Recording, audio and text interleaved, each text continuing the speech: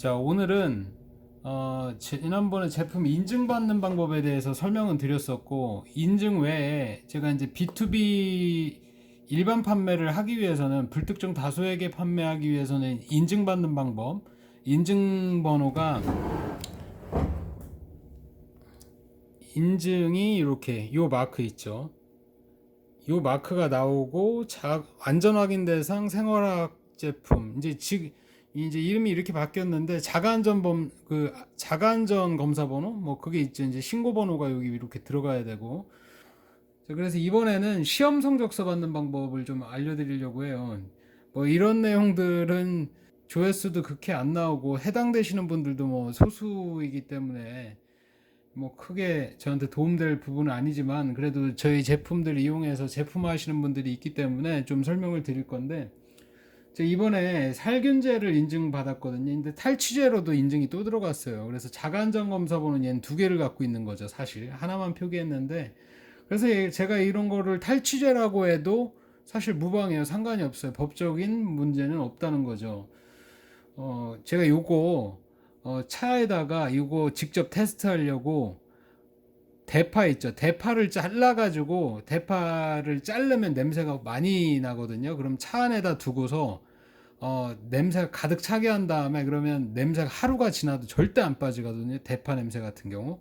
제가 이제 한번 겪어봤기 때문에. 그래서 그거를 하고 요 살균제 탈취제를 테스트를 해봤는데, 냄새가 요거 뿌리면서 다 닦아내기 시작하면은 다 빠져요. 그만큼 인증서를, 시험 성적서죠.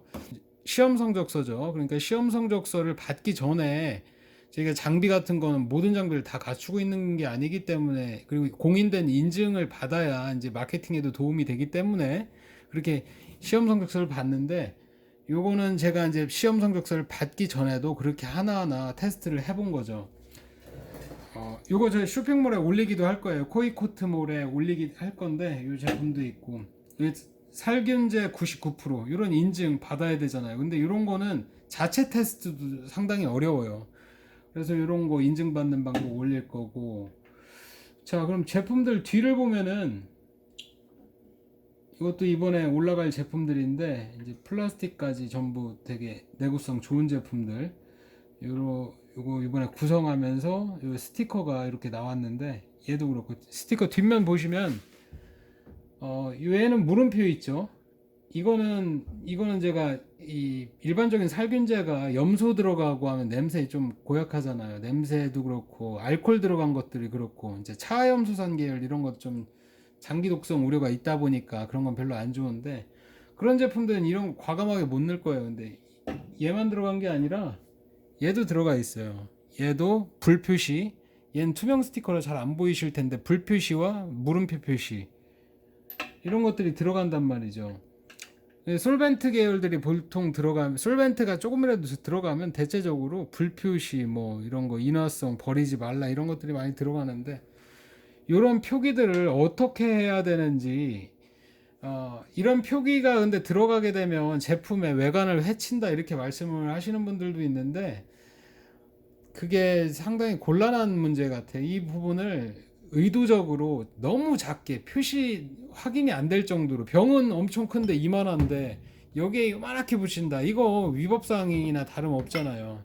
이번에 제가 예를 들어서 살균제랑 코팅제를 그 인증 시험 성적서 이렇게 받는 방법을 영상으로 한번 만들어 봤는데, 이 대다수가 뭐 원치 않는 영상일 수도 있겠지만, 저 코이코트에서 물건 구매하셔서 직접 제조해서 판매하시는 분들, 혹시라도 벌금 맞거나 혹은 뭐 규제사항에 위배돼서 이런 경고 조치 받는 걸 최대한 피하게 하게끔 하기 위해서 이런 영상을 만들었는데, 일단 시험 성적서 받는 방법 있죠.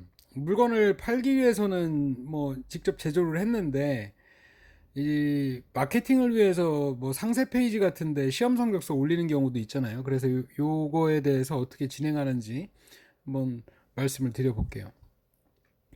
제가 이 뭐 동일하게 이전 영상에서 이런 인증받는 기관에 대해서 몇 개 이렇게 설명을 드렸었는데, 이번에도 동일하게 KCL에서 인증받는 방법을 설명을 드릴 건데, 이런 인증기관 KCL, KTL 뭐 이런 기관들이, 뭐 PT도 그렇고 모두가 동일하게 직관적이지 않아요. 일일이 찾아봐야 되고 모호하고 추상적이고 그 개념을 찾아서 들어가는 겁니다.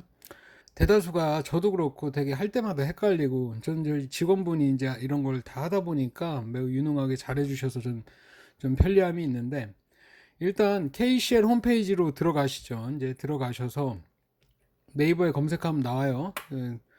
들어가셔서 사업 안내 그리고 시험 검사 순으로 클릭을 합니다. 그럼 사업 안내 중에서도 내가 해당되는 게 무엇일까를 고민을 해 보셔야 돼요. 살균 효과를 입증하기 위해서는 미생물하고 밀접하겠죠. 이런 걸 이제 추적을 들어가는 거예요. 그 다음 페이지에서 상세 안내를 눌러줍니다. 상세 안내를 눌러주면 미생물 저감 성능에 대한 이런 시험들이 있어요.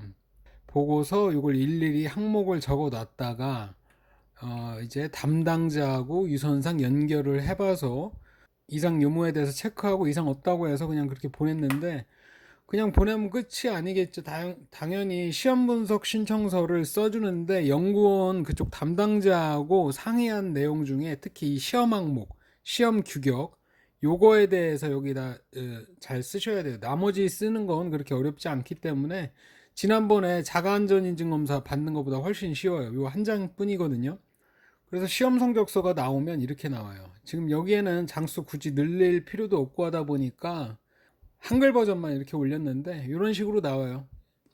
이제 영문 버전으로 받게 되면 국제 뭐 공인인증 뭐 이런 개념이 들어가는 것 같은데, 그래서 추가 비용이 발생하고요. 이렇게 한글 버전만 받으면 비용이 크게 발생하진 않아요.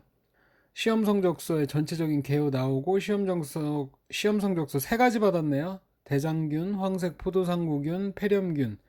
이런 게 99.9, 99.9, 99.9 전부. 그 다음에 이렇게 그림도 나와요. 그림도 이런 식으로 나오고, 저는 시험 성적서가 이전 장이랑 동일하게 이렇게 두 개가 있는데, 저는 원료별로 받았어요. 원료별로 받았기 때문에 좀 비용이 많이 나왔는데, 완제품을 만들으셨으면 완제품만 보내시면 되고, 저 같은 경우 이 원료별로 동일한 시험을 두 번 거쳤어요. 그래서 이번에 만든 살균제는 되게 살균 탈취제, 정확히 탈취제 인증도 받았기 때문에, 그래서 비용이 꽤 많이 나왔습니다. 저 등골이 하나 빠진 것 같아요. 그래서 원료를 가져가시는 분들이 대체적으로 이제 코팅제를 하게 되죠. 이건 되게 예외적인 경우예요. 이런 경우는 구글에서 이런 식으로 검색을 해 보셔야 돼요. 도장 신뢰성 검사, 신뢰성 테스트 항목 뭐 이런 식으로 검색을 해서 이런 거 이렇게 간략하게 이런 규격들 나와 있는 게 있으면 이런 거 하시면 돼요. 자, 그래서 이렇게 시험 항목, 연필경도 시험, KSM, ISO 15184 이런 규격, 요거를 아까 그 신청서에다가 적어 주시면 돼요. 근데 이것도 동일하게 그 담당자분을 또 추상적으로 이렇게 직관적으로 홈페이지를 만들어 주면 좋겠지만, 저는 홈페이지가 직관적이지 않기 때문에 일일이 추상적으로 담당자를 찾으셔야 돼요. MH10은 시험 성적서를 받았는데 얘는 개별로 받았어요. 통합으로 안 받고. 왜냐하면 제가 이게 연필경도가 이렇게 8H까지 나올지 몰랐고, 그리고 부착성이 이렇게 벗겨지지 않음으로 나올지 몰랐고, 또 내충격성이 뭐 이렇게 완벽하게 나올지 몰랐기 때문에, 왜냐하면 하나라도 하나라도 불합격하게 되면 그 통합으로 받게 되면 모양이 좋지 않잖아요, 성적서가. 그래서 혹시 모르니까 이렇게 나눠서 받았고, 나눠서 받으면 할인을 못 받아요. 대신에 통합으로 묶어서 받으면 할인을 받을 수 있어요. 그러면 뭐, 그리고 주의 문구 표시라고 해서 그 제품들, 화학 제품들 보면 라카도 그렇고 대다수의 제품들, 아니 모든 제품이라고 해야 되겠죠. 정상적인 제품들은 주의 문구 표시가 들어가 있어요. 그래서 이거를 지키지 않으면 이게 불법이에요. 이거 신고당하고 뭐 이제 벌금 맞을 수도 있는 건데, 저는 신고 받아본 적이 없기 때문에 어디서 나오는지 모르는데, 저희 거래처분 같은 경우는 신고를 당해본 분이 있어요. 라벨링 없이 그냥 보냈다가는 정말. 자, 그래서 이런 주의 문구 표시 저희 같은 경우는 굳이 이렇게 안 해도 되는데, 쉽게 하는 방법을 제가 이렇게 알려드릴게요. 일단 저도 급할 때는 뭐 가끔은 이렇게 하긴 하는데, 이 방법을 사용해 보시면 주의 문구 표시를 쉽게 작성하실 수가 있어요. 일단 네이버에 안전보건공단 검색해서 들어가신 다음에 MSDS 작성하시고, 물론 이전에 회원가입을 하셔야 되겠죠. 그래서 로그인 하시면 MSDS 작성이나 경고표지 작성이 있어요. 이거 클릭하고 들어가시고, 그 다음에 뭐 임시저장란이나 경고표지 작성란 들어가면 이제 출력을 하시면 되는데, MSDS 같은 경우는 출력으로 하지 마시고 편집을 눌러 주셔야 돼요. 편집 눌러보면 위쪽에 경고표지라고 이렇게 빨간색 박스가 있죠. 요거 눌러보면 이렇게 경고표지 작성을 할 수 있게, 이렇게 스티커로 뽑을 수 있게 이렇게 나옵니다. 요걸 이미지 파일로 출력을 할 수가 있어요.